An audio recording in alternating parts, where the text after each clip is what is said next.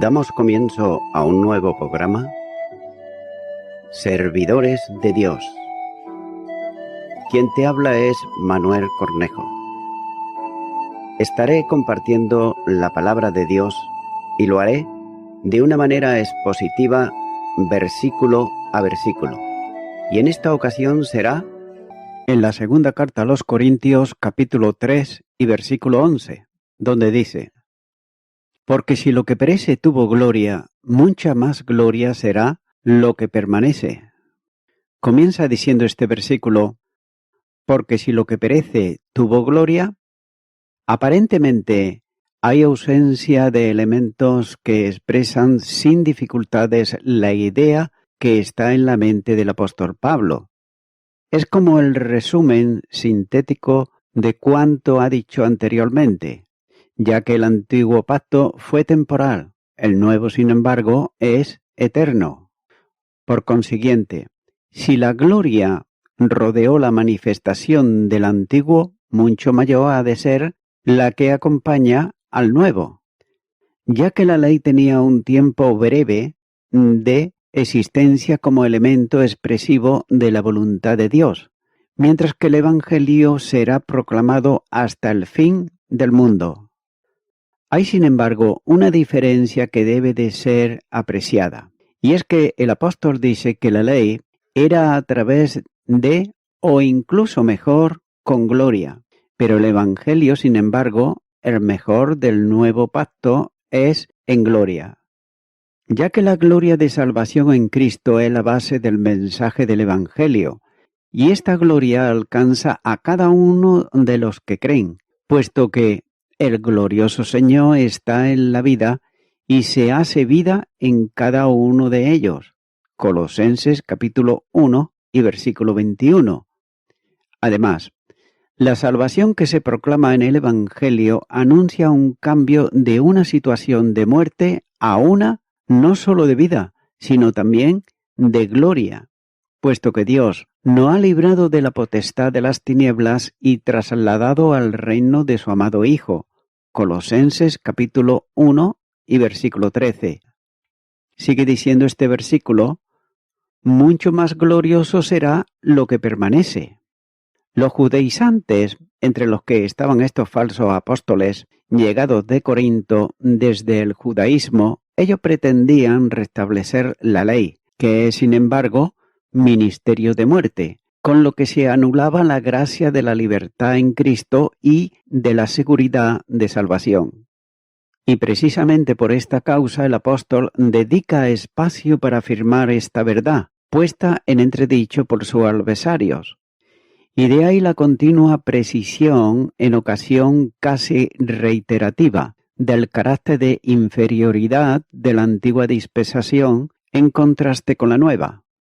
Esto conduce a otra verdad, ya que la ley ha sido reemplazada, pero el Evangelio no será reemplazado jamás. Es el mensaje que viene de parte de Dios y que se extenderá hasta el fin de los tiempos, proclamado incluso por los ángeles.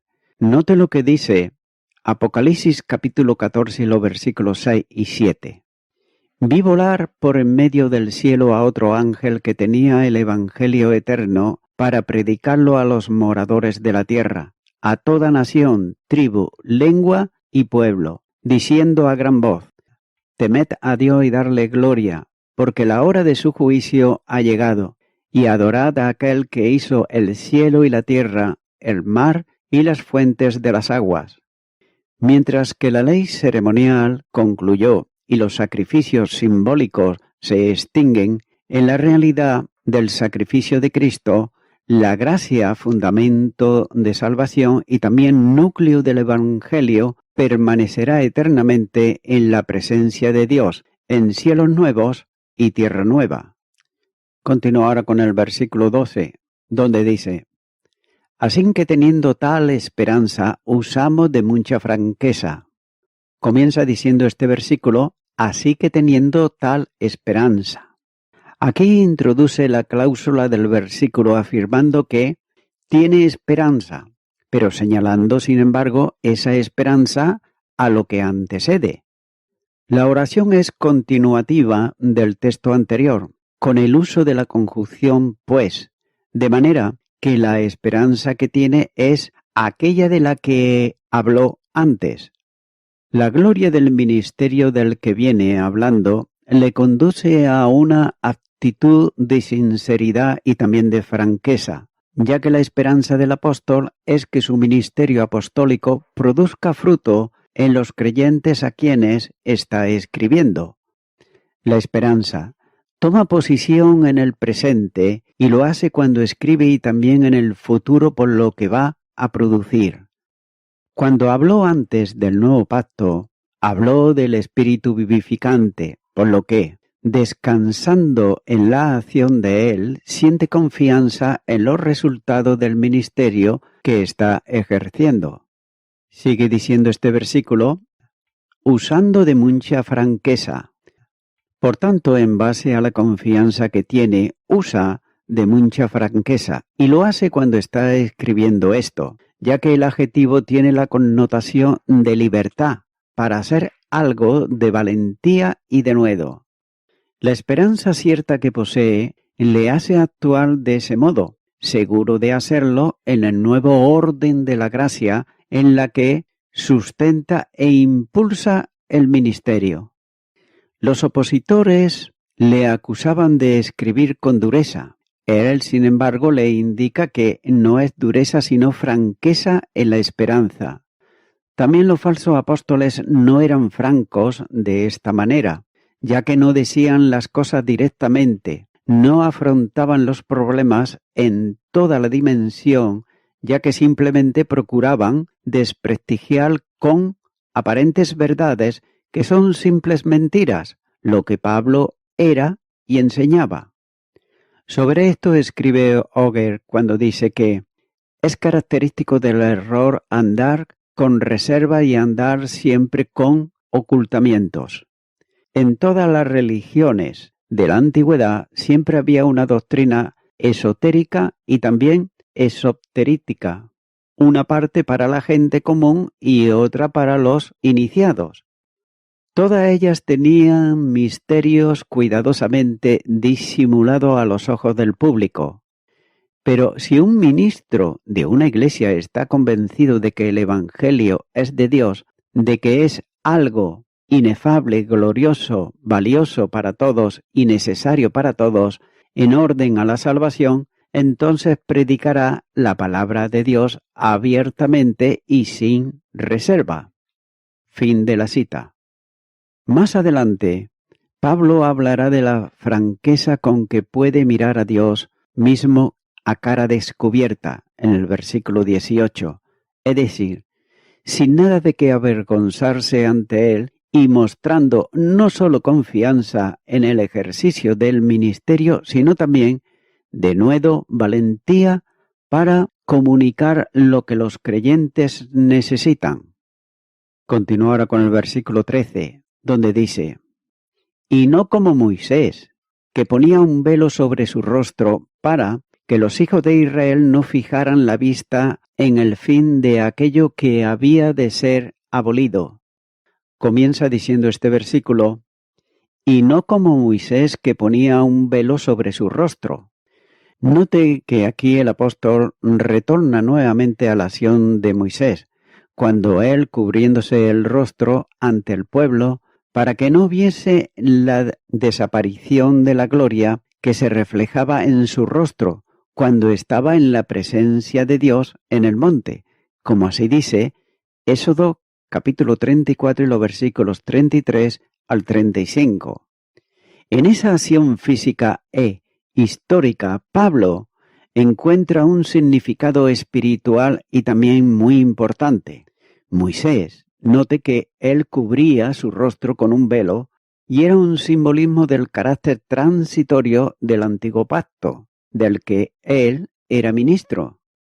Pero la verdadera luz del Evangelio de la gracia brillaba ocultamente en la antigua dispensación. Ahora bien, no significa que la salvación entonces fuese limitada o estuviese sujeta a algo más que la fe en lo que Dios decía, ya que siempre el hombre fue salvo por gracia, mediante la fe. Pero la revelación divina de las realidades presentes en el nuevo pacto eran como sombras y figuras de lo que venía en Cristo y se predicaba en el Evangelio. De manera que Pablo y sus colaboradores nada tenían que ocultar de la gloria del mensaje, porque esa gloria no desaparecería en el tiempo, como ocurría sin embargo con el ministro del antiguo pacto. Sigue diciendo este versículo, para que los hijos de Israel no fijaran la vista en el fin de aquello que había de ser abolido. Pablo puede hablar con denuedo y también con franqueza, porque anuncia a Cristo quien es el fin de la ley, no tanto como abrogación de ella, sino como objeto que cumple aquello que estaba simbolizado en la ley ceremonial. Romanos capítulo 10, versículo 4 dice, porque el fin de la ley es Cristo, para justicia a todo aquel que cree. La ocultación del brillo del rostro que desaparecería era un símbolo adecuado a su ministerio, que era transitorio o pasajero. Pero tanto Pablo como sus colaboradores no tienen que ocultar nada de la luz gloriosa del Evangelio, puesto que no es transitorio, sino permanente, ya que esta gloria no se desvanece, sino que se mantiene.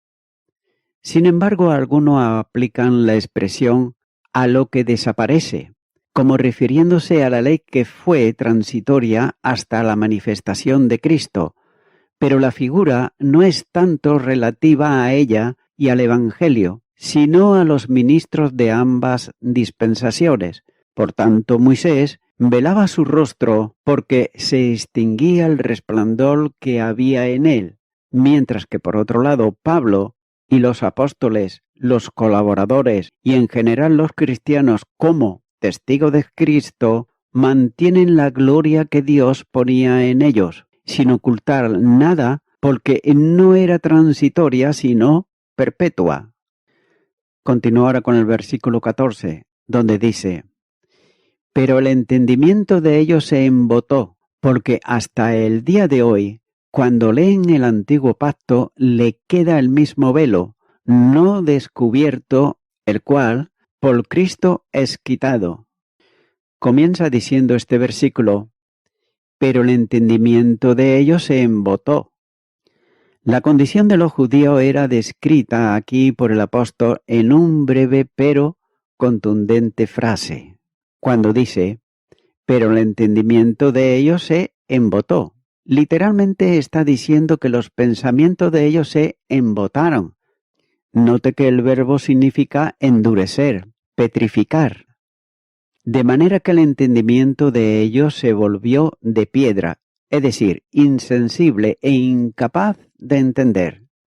El apóstol afirma que ellos hablan con franqueza el mensaje del Evangelio, pero no era comprensible para los judíos. El mismo apóstol dice que el mensaje de la cruz es locura para los judíos.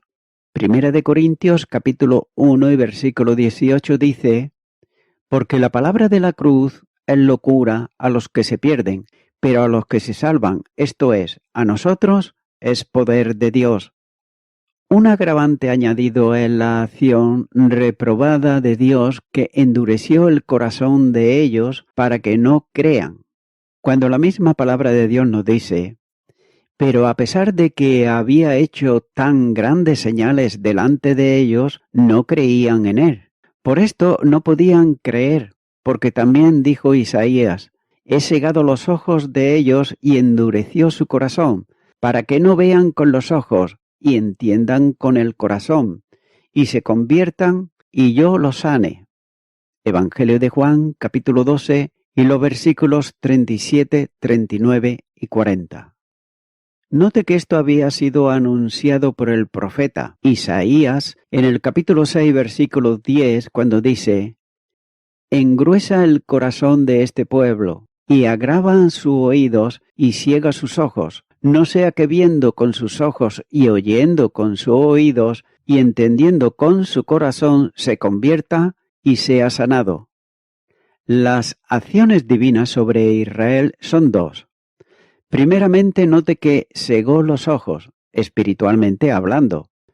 Por esta razón es que ellos podían leer la Escritura, pero pasaban desapercibidas, sin embargo, para ellos, sin poder hacer en ellas la lectura que se detractaría sin la ceguera espiritual en que estaban a causa de la intervención de Dios.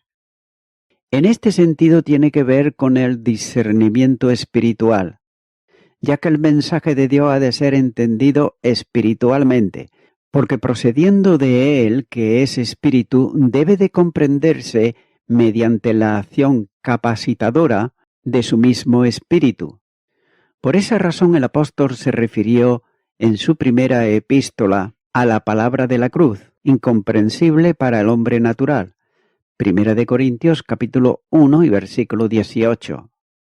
En segundo lugar, a la ceguera espiritual se añade el endurecimiento de la mente, que se hace insensible a los dictados divinos e impide, sin esa aceptación, la obediencia a Dios, permaneciendo rebeldes a la demanda de la fe. Note que el apóstol no se extiende aquí en añadir las causas de esa ceguera y también endurecimiento que se ha vuelto irreversible, a no ser que la revierta Dios mismo, el que la ha producido por su omnipotencia y también determinación. La acción divina produce incapacidad, de modo que no entienden aquello que están leyendo, y esto trae como consecuencia mantenerse en la condenación. El mensaje de salvación se extiende intelectualmente con ojos abiertos que puedan ver la verdad, ya que la fe a la que el mensaje de salvación llama se ejercita con el corazón cuando ha entendido el Evangelio. Romanos capítulo 10 y los versículos 10 y 11 dice: porque con el corazón se cree para justicia, pero con la boca se confiesa para salvación, pues la Escritura dice: todo aquel que en él creyere no será avergonzado. La consecuencia final no puede ser otra, ya que por ese endurecimiento no se vuelven a Dios para salvación. Ahora bien, si fue Dios quien endureció y no podían creer, no puede imputársele responsabilidad en cuanto a su condenación. Pero ese endurecimiento divino no es otra cosa que la confirmación del endurecimiento a que ellos llegan despreciando el mensaje del Evangelio que les fue anunciado, ya que la Biblia enseña que Dios había enviado por siglo a los profetas para llamar a Israel a un arrepentimiento, como se hace notar en el libro de Crónicas, cuando dice: y el Señor, Dios de sus padres, envió constantemente palabra a ellos por medio de sus mensajeros, porque Él tenía misericordia de su pueblo y de su habitación. Mas ellos hacían escarnio de los mensajeros de Dios y menospreciaban sus palabras, burlándose de los profetas, hasta que subió la ira del Señor contra su pueblo, y no hubo ya remedio. Segundo libro de Crónicas, capítulo 36 y los versículos 15 y 16. Luego del tiempo del cautiverio, la gracia de Dios trajo nuevamente un pequeño grupo a la tierra de donde habían sido llevados, y aquellos pudieron haber seguido la voluntad de Dios expresada en su palabra, pero siguieron con su propia religión, basada en práctica de la ley y también en el cumplimiento estricto de su ordenancia, pero sin embargo sin rendir el corazón a Dios. Así que luego de tanto tiempo de rechazo, Dios confirma lo que voluntariamente había determinado, cegando su entendimiento y endureciendo el corazón de ellos. Cuando el Señor confirma una situación, no hay ninguna esperanza de cambio, porque dejan de estar a disposición del pecador los medios de gracia para superar la rebeldía natural y conducir al hombre en fe a una entrega a Dios, aceptando sus demandas y recibiendo el perdón de pecados y la vida eterna. Sigue diciendo este versículo, porque hasta el día de hoy, cuando leen el antiguo pacto, le queda el mismo velo no descubierto. Tomando aquí el apóstol nuevamente el ejemplo del velo que Moisés ponía sobre su rostro, y lo hacía para velar la gloria que la presencia de Dios dejaba en él, lo usa en sentido espiritual, enseñando que un velo de ceguera espiritual, en este caso, está puesto sobre la mente de ellos, de modo que no entienden cuando leen la ley, en sentido de la revelación del Antiguo Testamento, por cuya razón no entienden el significado del antiguo pacto, ya que ellos creían que el sistema de la antigua dispensación seguía vigente, y se negaban a reconocer a Cristo como el Mesías Salvador, y al Evangelio como la doctrina que sustituyó el sistema legal antiguo. Note que esta ceguera judicial ya se ha comentado que es la afirmación de la posición rebelde de aquel pueblo a la revelación de Dios para salvación. Sigue diciendo este versículo, el cual por Cristo es quitado. La consecuencia de este endurecimiento del entendimiento les hace continuar en una posición errada, ignorando que los símbolos, figuras, ritos y sacrificio establecido en la ley desaparecen, esto es, quedan sin vigencia en Cristo. De otro modo, lo que está diciendo el apóstol es que el velo que oculta el sentido del Antiguo Testamento permanece puesto sobre ellos porque es quitado por Cristo, a quien los judíos rechazaron. Las escrituras del Antiguo Testamento se hacen plenamente comprensibles para quien entiende que son no sólo una predicción, sino una prefiguración de Cristo, ya que sin él no hay comprensión posible, y se mantiene como válido lo que ya ha sido cancelado en él. Por otro lado, los falsos apóstoles judaizantes que entraban por las iglesias y destruían la obra de Dios, en especial la libertad en Cristo, además de cuestionar el caso de Corinto y también la apostolicidad de Pablo, afirmaban creer en Cristo como el Mesías, pero sin embargo no admitían que la normativa de la ley, que incluía la circuncisión y el guardar los mandatos establecidos en ella, ya habían sido prescritos siendo anulados y sustituidos por las reglas de la gracia y por el mandamiento del amor en el nuevo pacto. Y voy concluyendo con esto. El velo en el rostro de Moisés tenía el propósito de impedir a los israelitas que fijaran la mirada en lo que finalmente desaparecería. Y Pablo transfiere el simbolismo del velo aplicándolo a la lectura de Moisés en cada generación de judíos. Cuando las escrituras le son leídas, el velo está puesto, para que no entiendan lo que oye.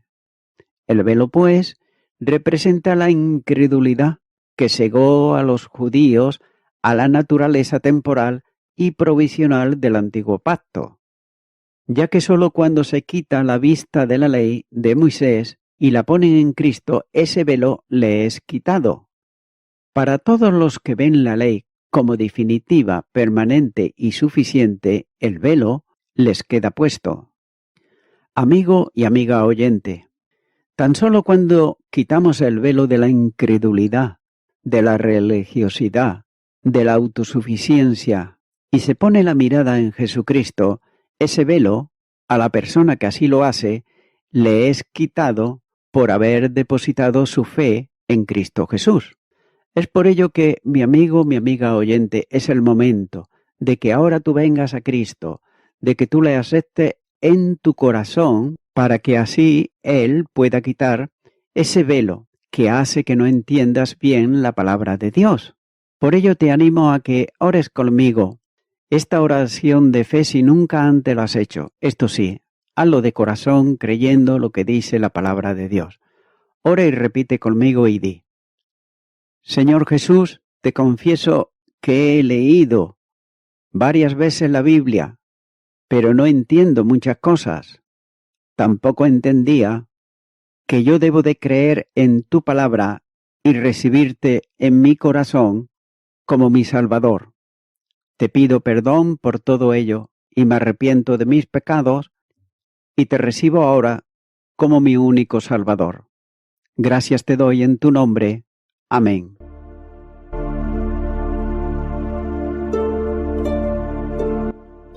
Amigo y amiga oyente, si tú has hecho esta oración de corazón, te recomiendo que comiences a orar a Dios, en primer lugar, en el nombre del Señor Jesucristo. Orar a Dios no es rezar, sino que es hablar con una persona. También te recomiendo que leas la palabra de Dios y lo hagas a diario. Comienza, por ejemplo, con el Nuevo Testamento. Y también, por último, te recomiendo que para que puedas crecer espiritualmente, te congregues en una iglesia cristiano-evangélica, donde se predique, se enseñe y se practique la sana doctrina y la palabra de Dios. Congrégate ahí y con el tiempo podrás crecer espiritualmente y también servir al Señor Jesucristo. Que Dios te bendiga. Y a toda la audiencia, nuevamente ya me estoy despidiendo de todos ustedes y será hasta el próximo programa. Que Dios os bendiga a todos.